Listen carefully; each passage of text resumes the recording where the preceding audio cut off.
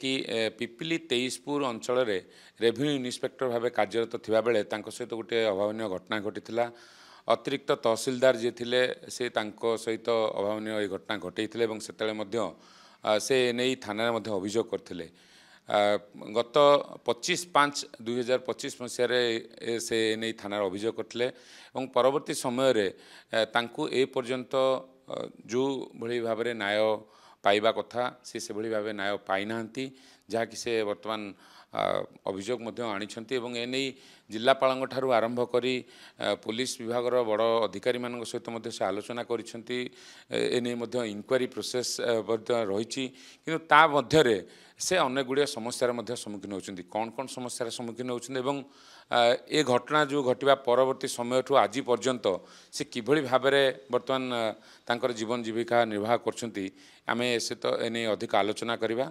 स्वागत करछि नंदीघोष टीवी को ये घटना 25/5/2025 जिते आप एफआईआर देले थाना अभियोग कले ता परवर्ती समय रे आज पर्यंत कौन सब घटना घटी जाइछि हमको टिके एने जणाइबे।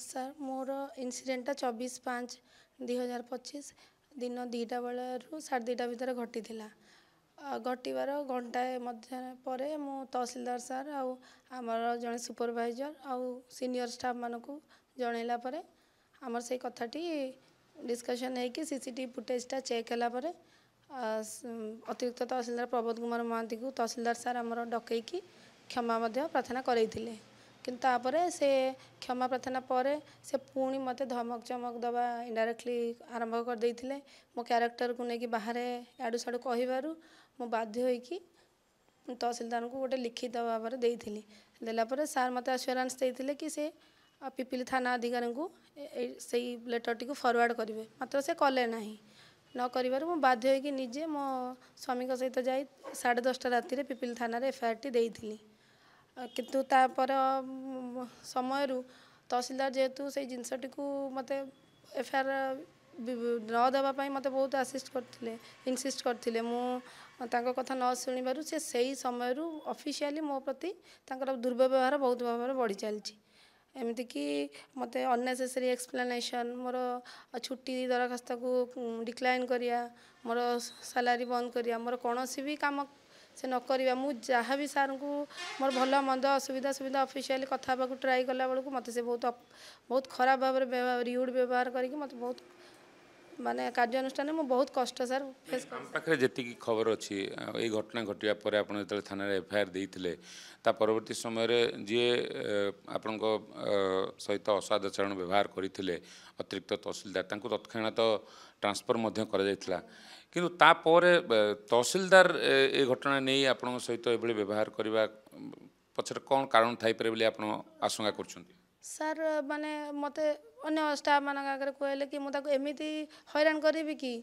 से बाध्य होइकी केसटा को विड्रॉ कर सार जाने तहसीलदार सर चाप प्रयोग करा केस विड्रॉ करने सर चाप तो बहुत माने इनडायरेक्टली बहुत चाप करामती कि मुझे मत बदली करदे पिपिल तहसील नुआ शासन आरआई सर्कल को सेठी जड़े लोक आसिक मत डायरेक्टली कहला केसटा को विड्रॉ करूँ ता पूर्वर भी 2-3 जन अचिन्हा लोक मत से जानी मत आसिक कहले जदि केसटा विड्रॉ न करेंगे आपण अवस्था भल रही मुझे विषय तहसीलदार सार को जनवा गला बेलू सी कहले तुम ओन रिस्क तुम चाकरी कर तुम तुम जहाँ मुझे रेस्पॉन्सिबल नुह कि मुझे तुमको किसी साहय करें तुम कथा शुणी पारि ना तो क्योंटे आप बर्तमान आप निजक असुरक्षित मन कर कौन माने सर कौन कहि मुझे जापारे कहीं मुझे जो स्टेप को जाऊँगी मोर न्याय से स्टेप रू मत हारासमेंट मिलूँ ये सब तो माने तहसील ऑफिस रो कथा मुझे मोर जो लोकल कंप्लेंट कमिटी गोटे डीएसडब्ल्यू मैडम ऑफिस रे गोटे कंप्लेंट कमिटी है मुझे सेठिकी मोर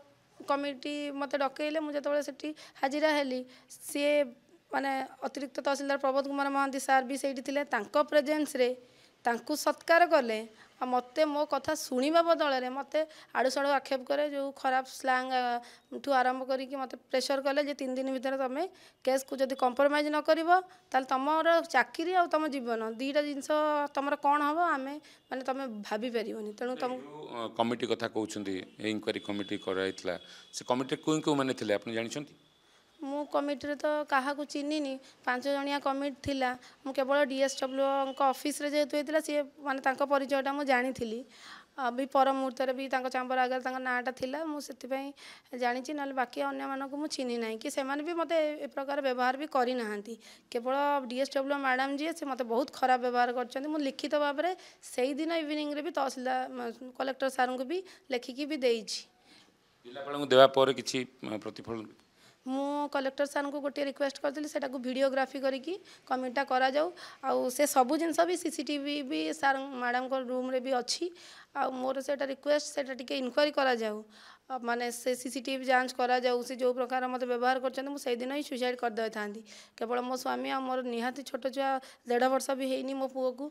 ଆଉ ସବୁ କଥା ମାନେ ଚିନ୍ତା କରି ମୋ ଘର ଲୋକ ବହୁତ ବୁଝେଇବା ପରେ ମୁଁ କେବଳ ନିଜ ଜୀବନକୁ ମାନେ ଏତିକି ଧୈର୍ଯ୍ୟ ନେଇକି ରହିଛି। କିନ୍ତୁ ମୁଁ ବେଶୀ ଦିନ ଆଉ ଏଇ ଯେ ଧୈର୍ଯ୍ୟ ମୋର ମାନେ କଣ୍ଟିନ୍ୟୁ ହେଇପାରିବନି। ମୁଁ ସବୁଆଡ଼ୁ ହାରାସମେଣ୍ଟ ପାଇସାରିଲାଣି। এই ঘটনা নেই জিলাপালଙ୍କୁ ମଧ୍ୟ ଆପଣ ଭେଟିଛନ୍ତି କି? ଜିଲ୍ଲାପାଳ କ'ଣ କହିଛନ୍ତି ୟାପରେ? ହଁ, 3 ଦିନ ତଳେ ମୁଁ ନୂଆ କଲେକ୍ଟର ସାର୍ଙ୍କୁ ବି ଦେଖା ହେଇଥିଲି। କିନ୍ତୁ ମୁଁ ଯେଉଁ ଡିପାର୍ଟମେଣ୍ଟ ଉପରେ ମୋର ଯେଉଁ ଫେଥ୍ ଥିଲା, ମୋର ସେଇ ଜିନିଷଟା ସାର୍ଙ୍କୁ ଦେଖା ହେଲା ପରେ ମୋତେ କାହିଁ ଫିଲ୍ ହେଲାନି କି ସାର୍ କିଛି ଗୋଟେ ମୋ ପାଇଁ ନ୍ୟାୟ କରିବେ ବୋଲି। ମୁଁ ଯେତେବେଳେ ସାର୍ଙ୍କୁ ମୋ ଅସୁବିଧା କହିଲି, ସାର୍ ମୋତେ କହିଲେ ତୁମେ ଯଦି ଏତେ ଅସୁବିଧା ହେଉଛି ତୁମେ ବଦଳି କରିକି ନେଇକି ପଳେଇ ଆସ। ସେଇଟା ତ ମୁଁ ମାନେ ଠିକ୍ ମନେ କଲିନି। ସେଇଟା ମୋର ମାନେ ମୋ ସହିତ ହେଇଥିବା ଅନ୍ୟାୟର ସେଇଟା ନୁହେଁ। ମାନେ ମୁଁ ବଦଳି ହେଇକି ଆସିଯିବି ସେଇଟା ସେପାରେଟ୍ ଥିଙ୍ଗ, କିନ୍ତୁ ସେମାନଙ୍କ ପାଇଁ କିଛି ପନିଶମେଣ୍ଟ କଥା ସାର୍ କହିଲେ ନାହିଁ। ନାଇଁ, ବର୍ତ୍ତମାନ ଆପଣ କ'ଣ ଚାହୁଁଛନ୍ତି? କ'ଣ କରାଗଲେ ଆପଣ এই ଘଟଣାକୁ ନେଇ ଆପଣ ଆଶ୍ୱସ୍ତି ପ୍ରକଟ କରିବେ ବା এই ଘଟଣାକୁ ନେଇ ଯେଉଁ ଆପଣଙ୍କର ମନରେ ଯେଉଁ ଦୋଷ ରହିଛି ବା ମନରେ ଯେଉଁ କ୍ଷୋଭ ରହିଛି ସେ କ୍ଷୋଭ ସମାପନ ହେବ? ମୁଁ ମାନେ କାହାରିକୁ ଦୋଷ ଦେଉନାହିଁ, ନାହିଁ ସରକାରଙ୍କୁ ନାହିଁ ଡିପାର୍ଟମେଣ୍ଟକୁ। ମୁଁ ଦୋଷ କାହାରିକୁ ଦେଉନି। ମୁଁ କେବଳ ସମସ୍ତଙ୍କୁ ଗୁହାରି କରୁଛି ଯେ ମୋତେ ନ୍ୟାୟ ଦିଆଯାଉ। ମୁଁ ବହୁତ କଷ୍ଟ 2 ମାସ ହେଲାଣି ସହି ଆସିଲାଣି। ବେଳେବେଳେ କି ଏମିତି ଫିଲ୍ ହେଉଛି ବୋଧେ ମୋର ଝିଅ ହେଇକି ଜନ୍ମ ହେବା ମୋର ଅପରାଧ। ମୋ ମା' ବାବା ଯଦି ପେଟରୁ ମାରି ଦେଇଥାନ୍ତେ ମୋତେ ମୁଁ ଏତେ କଷ୍ଟ ଆଜି ସହି ନଥାନ୍ତି। ଆଉ ମୁଁ ସେଇ ଜିନିଷକୁ ରିକ୍ୱେଷ୍ଟ କରୁଛି, ମୁଁ ଯଦି ମୋ ନିଜ ଆତ୍ମସମ୍ମାନ ମୋ ପ୍ରେଷ୍ଟିଜ୍ ପାଇଁ ଠିଆ ହେଇ ଆଜି ଏତେ କଷ୍ଟ ପାଉଛି, ଆଉ ତାହେଲେ ମୁଁ ଗୋଟେ ଏଜୁକେଟେଡ଼ ପିଲା ହେଇ ଆଜି ମୁଁ ଏତେ କଷ୍ଟ ପାଇଲାଣି। ଆଉ ତେଣୁ ମୁଁ ଆଶା ରଖିବି ସମସ୍ତଙ୍କୁ ମୋର ରିକ୍ୱେଷ୍ଟ, ମୋତେ ମାନେ ନ୍ୟାୟ ଦିଅନ୍ତୁ। ମୋତେ ସମସ୍ତେ ଏମିତି ହାରାସ କରନ୍ତୁନି। ଅତିରିକ୍ତ ତହସିଲଦାର ତ ଆପଣଙ୍କ ପ୍ରତି ଅସଦାଚରଣ ବ୍ୟବହାର କଲେ। ଆଉ କେଉଁ ମାନେ ହାରାସମେଣ୍ଟ କରିଛନ୍ତି ବୋଲି ଆପଣ ଯେମିତି କହୁଛନ୍ତି, କେଉଁ ମାନେ ହାରାସମେଣ୍ଟ କରିଛନ୍ତି ଆପଣ ଭାବୁଛନ୍ତି? ମୁଁ ମେଣ୍ଟାଲି ମୋତେ ତହସିଲଦାର ସାର୍ ବହୁତ ହାରାସ କରିଛନ୍ତି। ତା ସହିତ DSW ମ୍ୟାଡ଼ାମ୍ ମୋତେ ଏତେ ହାରାସ କରିଛନ୍ତି କି ମୁଁ ଜୀବନ ହାରିବା ପାଇଁ ମଧ୍ୟ ସେଦିନ ପ୍ରସ୍ତୁତ ଥିଲି। ଆଜି ବି ମୁଁ ବହୁତ ସେଇ ଇନସିଡେଣ୍ଟକୁ ଭୁଲି ପାରିନି। ତେଣୁ ସେମାନଙ୍କ ଏଗେନଷ୍ଟରେ କିଛି ଗୋଟେ ଦୃଢ଼ କାର୍ଯ୍ୟାନୁଷ୍ଠାନ ନେବା ପାଇଁ ମୋର ଅନୁରୋଧ। ଆଉ ଶ୍ରୀଯୁକ୍ତ ପ୍ରବୋଧ କୁମାର ମହାନ୍ତି ଅତିରିକ୍ତ ତହସିଲଦାର ସାର୍ଙ୍କୁ ତାଙ୍କର ଯେଉଁ ଅଫେନ୍ସ ପାଇଁ ତାଙ୍କୁ ଯେଉଁ ଦଣ୍ଡ ଦେବା କଥା ଯାହା ଆଇନର ଅଛି ସେଇଟା ତ ନିଆଯିବ ବୋଲି ମୋତେ ଆସ୍ୟୁରାନ୍ସ ଦେଇଛନ୍ତି ଆଡ଼ିସନାଲ୍ SP। କିନ୍ତୁ DSW ମ୍ୟାଡ଼ାମ୍ ଆଉ ତହସିଲଦାର ସାର୍ଙ୍କ ଏଗେନଷ୍ଟରେ ମୋତେ କିଛି କାର୍ଯ୍ୟାନୁଷ୍ଠାନ ନେବା ପାଇଁ ମୋର ଆବେଦନ।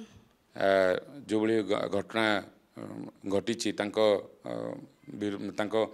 ପକ୍ଷରେ ତାକୁ ନେଇ ସେ ବେଶ ମର୍ମାହତ ଏବଂ ପୂର୍ବରୁ ମଧ୍ୟ ଅତିରିକ୍ତ ତହସିଲଦାରଙ୍କ ଯଦିଓ ଟ୍ରାନ୍ସଫର କରାଯାଇଛି, କିନ୍ତୁ ଏ ଘଟଣାରେ ତହସିଲଦାର ଏବଂ ଯେଉଁ ଇନକ୍ୱାରି କମିଟିର ଯେଉଁ ମୁଖ୍ୟ ଅଛନ୍ତି DSWO ତାଙ୍କୁ ବାରମ୍ବାର ହାରାସମେଣ୍ଟ କରିଛନ୍ତି ଏବଂ ଏଥିସହିତ ମଧ୍ୟ ବାହାରର କିଛି ବ୍ୟକ୍ତିବିଶେଷ ମଧ୍ୟ ତାଙ୍କୁ ଏ ଘଟଣାକୁ ଚପାଇ ଦେବା ପାଇଁ କି ମଧ୍ୟ ଚାପ ପ୍ରୟୋଗ କରୁଛନ୍ତି।